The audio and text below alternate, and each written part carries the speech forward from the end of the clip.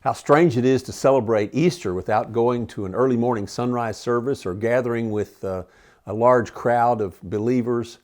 Sometimes folk, if they don't go to church any other day, they go on Easter Sunday.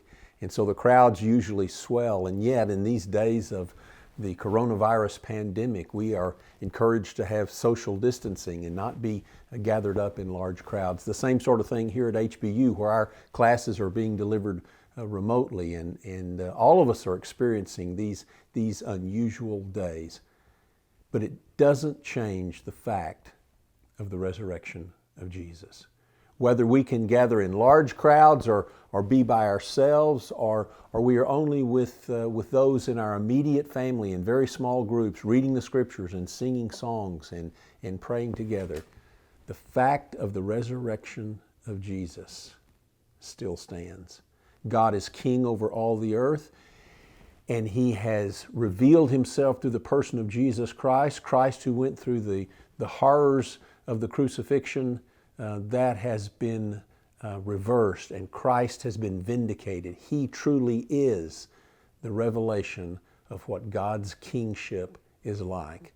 He came not to be served, but to serve and to give Himself a ransom for the many. I love the way Paul uses the resurrection of Jesus in so many different ways. It's a historical fact. It's the very basis of our forgiveness. It's the basis of our future hope. It gives us the very type, an example of what our own resurrection bodies will be like. Therefore, Paul says in 1 Corinthians 6, we should take care how we use our bodies, because our bodies are for the Lord, and the Lord is for the body, and He will raise the body. Paul also uses the resurrection of Jesus in another way, and that is as the coming great day of victory, when we are raised from the dead to be like Christ when Christ returns. But also the resurrection of Jesus points to those, you might say, continuous moments of rescue and victory that God gives for His people. Paul in 2 Corinthians 1 refers to an affliction which came to us in Asia. He says, we were burdened excessively, beyond our strength. We despaired of life. We had the sentence of death within ourselves. He wasn't experiencing a plague like we are, but the comparison is relevant. An experience of pain and physical suffering and devastation. But then Paul says, this happened in order that we should not trust in ourselves, but in God who raises the dead. And then he says, who delivered us from so great a peril of death. So when speaking of the resurrection, Paul refers to God having delivered him from whatever that season of near-death suffering was. He says, and He will deliver us.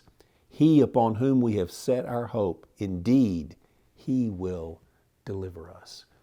So Paul sees the coming final rescue through the resurrected reappearance of Jesus, body of Jesus, and our resurrection to be like Him. He sees that as something that is partly and in smaller ways experienced through the rescues of this life. We don't know when this pandemic will be over, but I am confident it will be. I'm confident by the grace of God, and not only by human ingenuity and technology and medicine, but that's the work of God working through all those agencies, and we will be brought through this. And I know at HBU, I know in your family, we'll be stronger for it. We need to listen to the voice of God. We need to try to understand the things that God speaks to us. We need to be silent and quiet, and yet we need to trust and work and pray. We're going to come through this. We're going to come through it stronger. He has and will deliver us from so great a peril of death. Indeed, He truly will. Just as He has already in the resurrection of Jesus, He will deliver us. God bless you. Happy Easter.